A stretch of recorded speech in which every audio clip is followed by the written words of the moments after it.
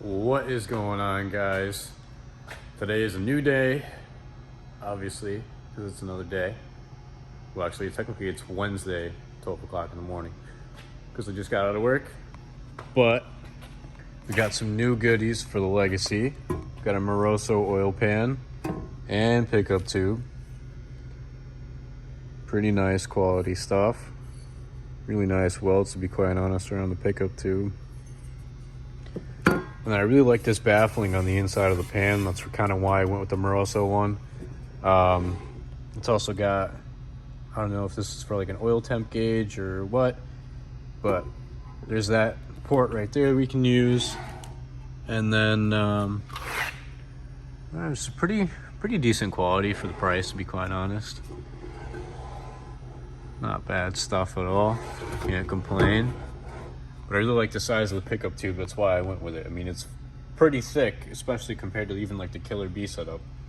And then I grabbed the stainless steel clutch cable. And then this is the hardware that came with the oil pan. And I don't know if I need to use one of those studs on the pickup tube, but honestly, if I do, I'm probably not going to use those, because I would much rather use like the OEM bolts that are in there, because they're not really a torque to yield bolt, and I feel a lot more comfortable doing that, using those red Loctite, that kind of deal, than using the studs there. So because there's 16 studs, there's only 14 holes in that oil pan, so I'm pretty sure that's what those last two are for, and I'd rather kind of not use those. But altogether, paid about, I think it was like $350 for the pan and pickup tube, so really not bad deal for your buck.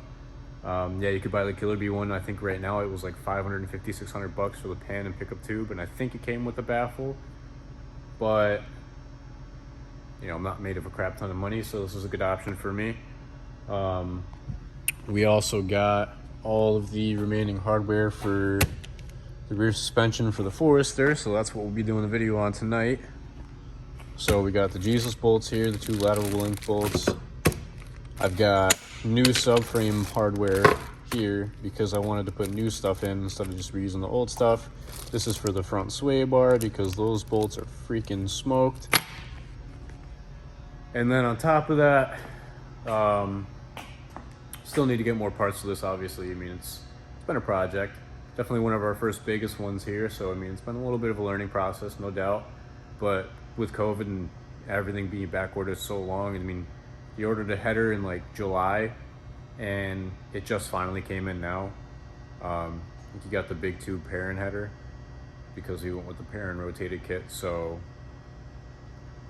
it's kind of crazy right now with this whole entire shipment stuff going on, but it is what it is. So yeah, so tonight we're gonna be putting in that diff right there. It's an R180 from a Spec-B, which is the same as the STI, except that doesn't have DCCD. I don't like the STI one does, but there is the mount. It's got to go in right there.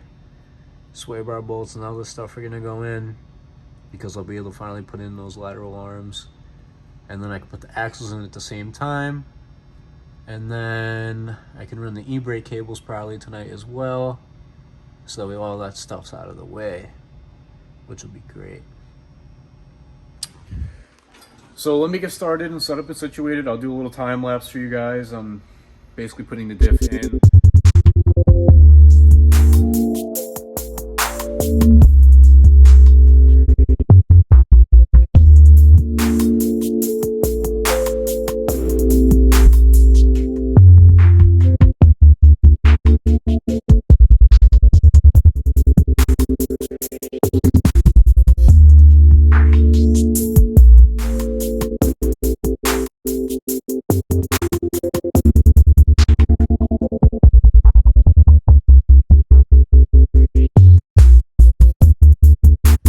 Alright guys, so after some struggling and whatnot, finally got the axles in, the rear diff in, and then arms connected and all that stuff. Next is kind of just to put all the nuts and bolts on and tighten everything back up. But so far this is what it's going to look like. It's pretty nice and solid all the way through and through. Got the new rear subframe in. soon enough, what I want to do is when this thing is running and driving, our plan is to take everything back apart after he's driven it for a little while and kind of refreshing a lot of this stuff up back here and all throughout the car. Like maybe we'll replace these brackets here, get new ones, replace these, make this all nice and fresh. Hopefully he gets this undercoated because it could definitely use some love, especially on the rockers. They're not looking too great. I had to pick and choose where I put the jack stands because there's right over there. Oops. Right over there, there's a nice freaking hole in the rocker. Straight over there. Same thing over there that we found out. But I still have to put the new bolts in up here. One there, one there, one there, and one over there. But besides that, you tell me what you guys think, but I'm not a big fan of this white line sway bar and like how it's bracketed in. I know that the end link is on the wrong side, so don't smoke me out. But it's just, I'm not a big fan of like how it sits up so far up in here. And I guess it's just how they are, but at the same time, like, I mean, if that's all you get, kind of sucks, in my opinion. But that being said, Brembos are on, like I said in the last video, with the stainless steel brake lines. Front Brembos are in. They've been in along with the axles. And obviously the Spec-B transmission, which we have the clutch over there. We're just waiting on the flywheel to show up. So that's gonna be good. Then we can kind of start prepping the motor and getting that ready to drop in. So since we have all this done, once we have it all bolted together, obviously, since we're gonna have that done, we're gonna work on the fuel pump assembly, which we already have fully assembled. So that's ready just to drop in the tank. And then we gotta run all the AN lines, which we're trying to decide where we're gonna put the AN lines, because I really don't wanna run them in the car, just because in case if there's a leak or something like that, or maybe, you know, like, you probably might smell it through the lines inside the car, and I kind of don't want to do that. So I'd rather put them underneath the car, because obviously the stock factory lines, they're metal fuel lines, and they obviously run through the car, and they come all the way up through here. So we're going to be taking all of this out, and that's going to be removed. I need to find a place to mount the fuel pressure regulator.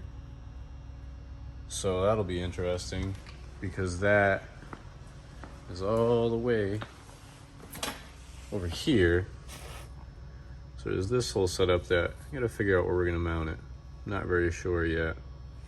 Not to mention that there's an E85 kit we gotta put in, which isn't too bad. I just gotta run the gauge inside the car and then run the rest through the firewall, which is just the wiring, honestly. It needs to go through the firewall, and then we gotta mount it and then put the whole entire unit right up in here on the strut tower area, in line with all the fueling. So still a little bit to go. As I've stated, you know, we've got a lot done so far. We're gonna have to put the seat back in, obviously, and vacuum all that stuff up. It looks like there was a mouse in here at one point in time. But we gotta run the e-brake lines back through here, up and around and back to that assembly. And then after that, we'll have to put the pedal assembly in, which I do have over here. It's a STI pedal assembly, so that right there will be going in. I was gonna put it in before, a while ago, and I started to realize that I need to figure out a place to mount the TCU if we're still gonna need it in this car in order for it to run, because this had a stock, this had an automatic transmission from factory, and this is a Spec-B transmission out of like an 08 Legacy GT, so it's different wiring, different harness obviously, and then we got to figure out what we're gonna do with that. So I have a buddy who was gonna come down and do all the wiring on this. Hopefully he still can. So at least we can get into, you know, RPMs and all that stuff to work correctly, and the speedometer and whatnot. So yeah, so this is it so far. This is it.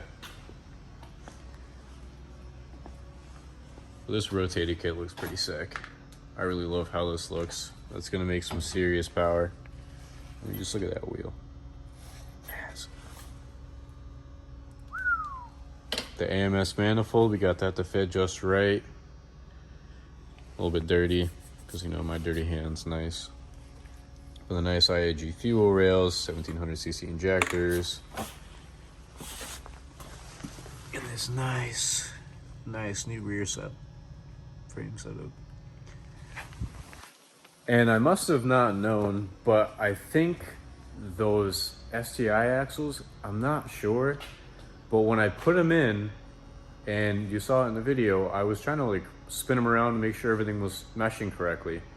And when I put it in, I noticed that it wasn't spinning the center drive shaft or like the yoke. So I was like, well, what the heck's going on? So that's why I pulled everything back out. And I don't know if they're side specific, the STI axles. They might be, they might not be. Maybe I had the wrong axle in the first place and I misplaced them by accident, but I don't think so, because I had the other Forester axle over there. So I don't think that was it. Or maybe it just didn't line up just right. I don't know. It was weird. But now that they're in the spots they are now, I can spin the yoke. There's nothing that really sounds weird on the inside. They're all meshing just well.